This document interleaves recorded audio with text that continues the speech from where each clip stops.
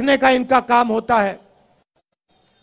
पिछले press conference में मैंने इनसे सवाल पूछा, प्रेस वालों से सवाल पूछा, आमतौर से ये पूछते हैं। मैंने पूछा, भैया एक बात बताओ, आप नरेंद्र मोदी जी का चेहरा 24 घंटे दिखाते हो, आप ऐश्वर्या राय जी की बात करते हो,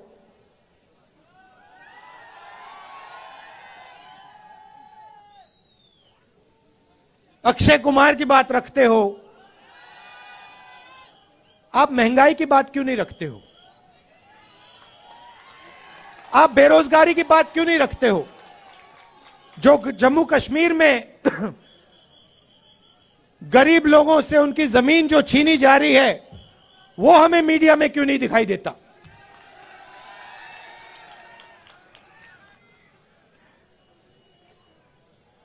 जो कश्मीरी पंडितों के साथ यहां सरकार अन्याय कर रही है।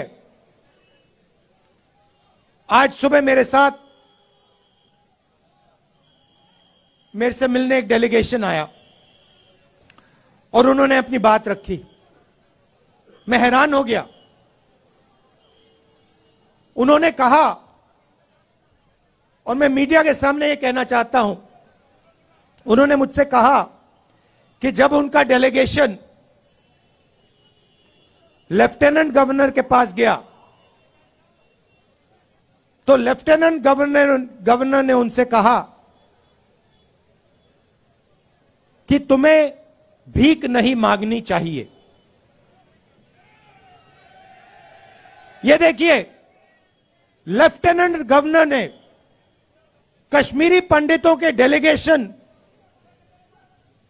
को कहा कि आपको भीख नहीं मांगनी चाहिए। लेफ्टिनेंट गवर्नर जी, ये भीख नहीं मांग रहे हैं, ये अपना हक मांग रहे हैं। और अगर आपको कुछ करना चाहिए तो आपको इनसे माफी मांगनी चाहिए।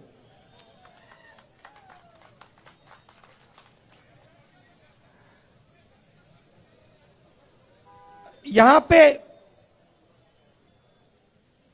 जम्मू कश्मीर में मैं आया, अभी जम्मू में चल रहा हूं, और यहां पे आपके लोग मुझसे मिल रहे हैं। माताएं, बहनें, युवा, बच्चे, किसान सब मिल रहे हैं।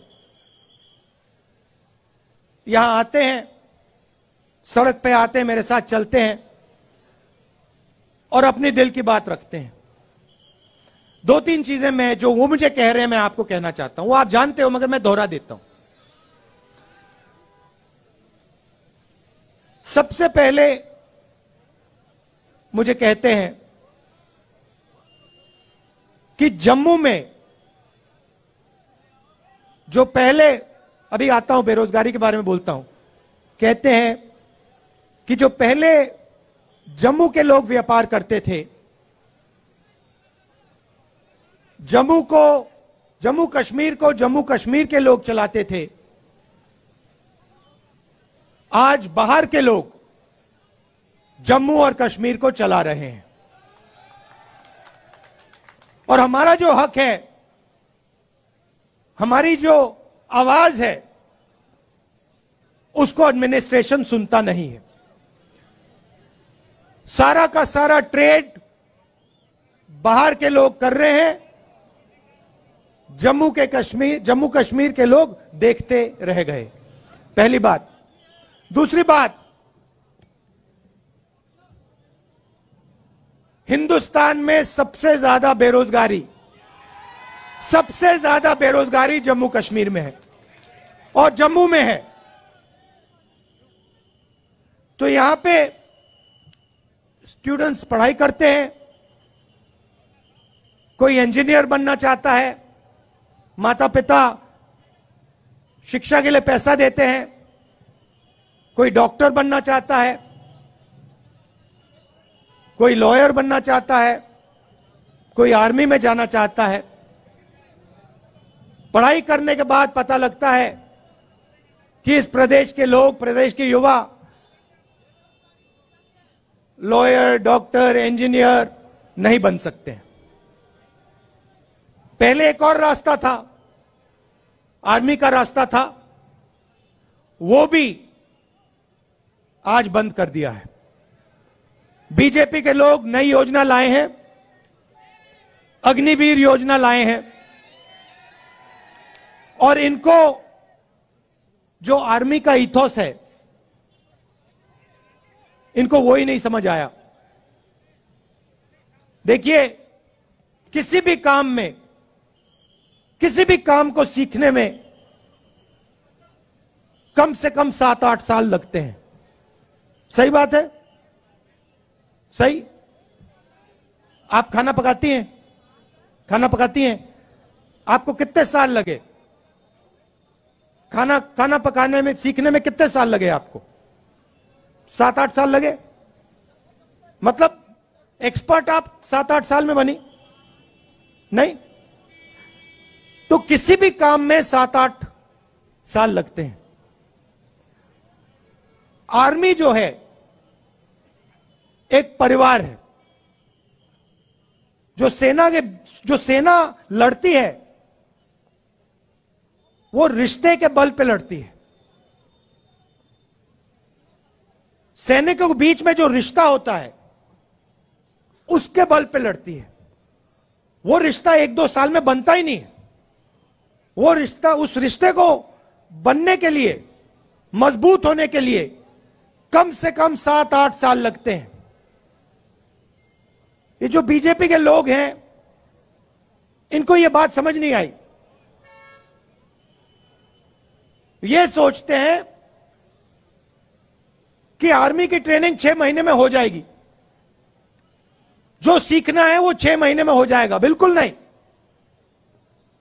आर्मी में सालों लगते हैं एक सैनिक को तैयार करने के लिए। सालों लगते हैं उस सैनिक और दूसरे सैनिकों के बीच में रिश्ता बनाने के लिए।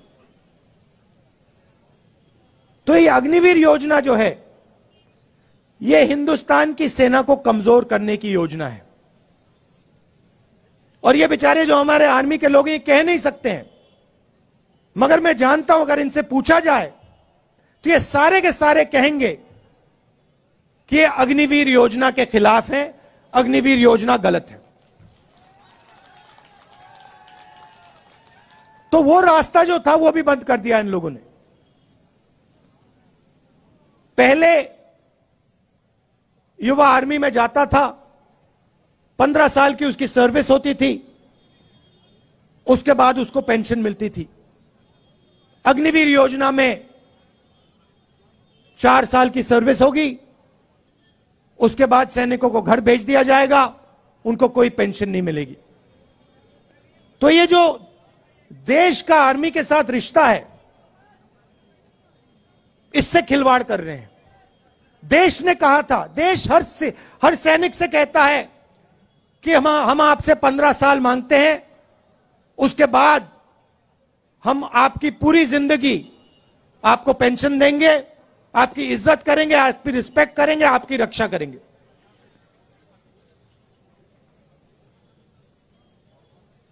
तो ये अग्निवीर योजना जो पहले युवाओं के लिए एक रास्ता था, ये भी इन्होंने बंद कर दिया। बेरोजगारी क्यों आ रही है? क्योंकि सरकार चुने हुए 2-3 उद्योगपतियों के लिए काम कर रही है। ये देखो, यहां पे आपका पूरा का पूरा व्यापार, जो भी आप करते हो,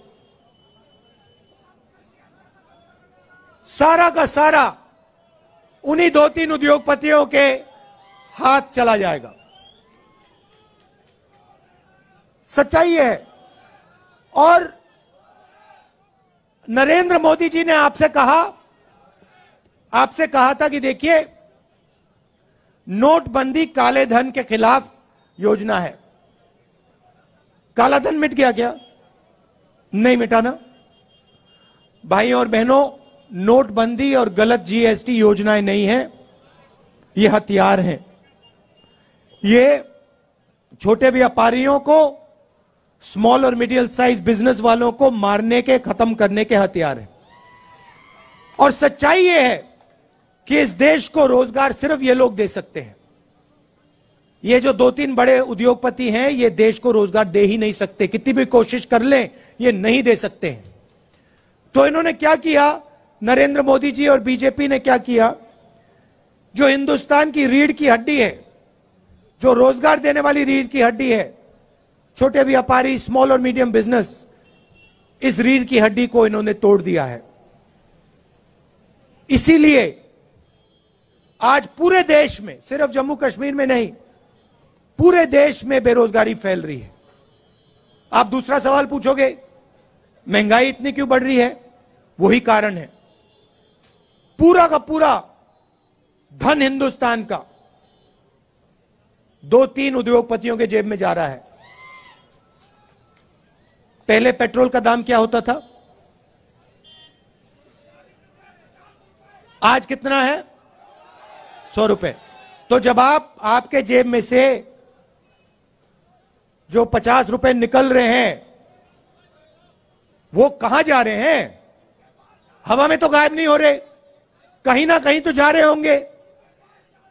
क्या वो छोटे व्यापारियों की जेब में जा रहे हैं? नहीं। किसानों की जेब में जा रहे हैं क्या? नहीं। बेरोजगार युवाओं की जेब में जा रहे हैं क्या? नहीं। ये गैस सिलेंडर के दाम बढ़ रहे हैं, उसका पैसा कहां जा रहा है? वो भी 3-4 लोगों के पास। अभी यहां पे आपका सेब आते हैं, सेब बिकते हैं, फायदा किसको जाएगा देख लेना। तो पूरा का पूरा धन, देश का पूरा धन 3-4 लोगों के हाथ में जा रहा है, और बाकी हिंदुस्तान बेरोजगारी, महंगाई का सामना कर रहा है। इसलिए हमने ये यात्रा कन्याकुमारी से कश्मीर तक शुरू की, और इसमें आपने हमारी जबरदस्त मदद की है। आप ये मत सोचिए कि 3500 किलोमीटर चलना आसान है, यह आसान काम नहीं है। जब हमने शुरू किया था, हमने सोचा कि ये देखो काफी मुश्किल काम है, मगर चलने के बाद पता लगा ये तो आसान है, कोई मुश्किल नहीं है इसमें।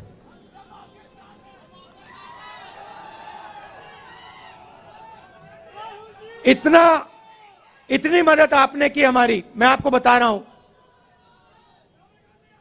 सुबह हम उठते 5 बजे सुबह उठते थे, अब यहां पे सिक्योरिटी वालों ने कहा है कि 7 बजे निकलना है।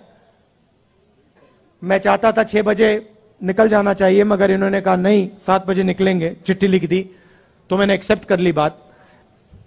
मगर हम निकलते थे सुबह,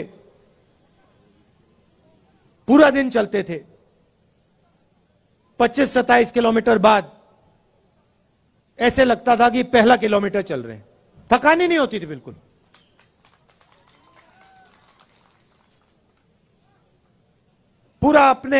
पूरी मदद की, पूरी शक्ति डाली, प्यार दिया यात्रा को। किसी को चोट लगती थी, आप एकदम उठा लेते थे, मदद करते थे। काफी लोगों को चोट लगी, अस्पताल जाना पड़ा, आपने एकदम मदद की। हमारे यात्री चलते हैं, रेस्टोरेंट में, ढाबे में खाना खाने जाते हैं, उनसे कहते हैं कि भैया हम आपसे पैसा नहीं लेंगे, आप भारत जोड़ रहे हो, हमें आपका पैसा नहीं चाहिए। ये देखो, ये कह रहे हैं आज नहीं लिया। पूरे देश में, तमिलनाडु से केरला, कर्नाटक, महाराष्ट्र, हर प्रदेश में जहां भी हम जा रहे हैं, हमारे यात्रियों से आप पूछिए, रेस्टोरेंट में, ढाबे में उनको पैसा नहीं देना पड़ता। ये प्रेस वाले पूछते हैं राहुल गांधी टी शर्ट में क्यों है? राहुल गांधी टी शर्ट में क्यों है? आप इतना प्यार दे रहे हो, इतनी मोहब्बत दे रहे हो कि मुझे ठंड नहीं लग रही। भैया इनको बात नहीं समझ आएगी, आ ही नहीं सकती। मैं आपको बता रहा हूं, पसीना आ रहा है मुझे अभी। तो ये मुद्दे हैं, और सबसे बड़ा मुद्दा सबसे बड़ा मुद्दा अंत में जो आपका स्टेटहुड का मुद्दा है,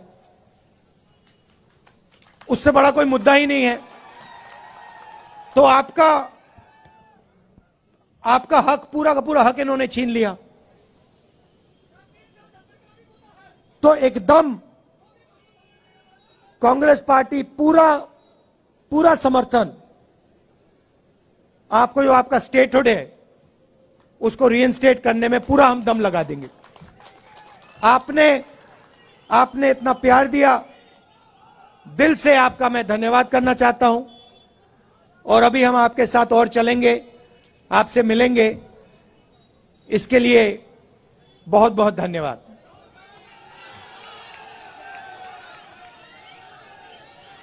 अच्छा, अंत में ताराचंद जी, पीरजादा जी, मुल्ला राम जी और जो एनसी से, नेशनल कॉन्फ्रेंस से यहां लीडर्स आए हैं, उनका भी मैं स्वागत करता हूं।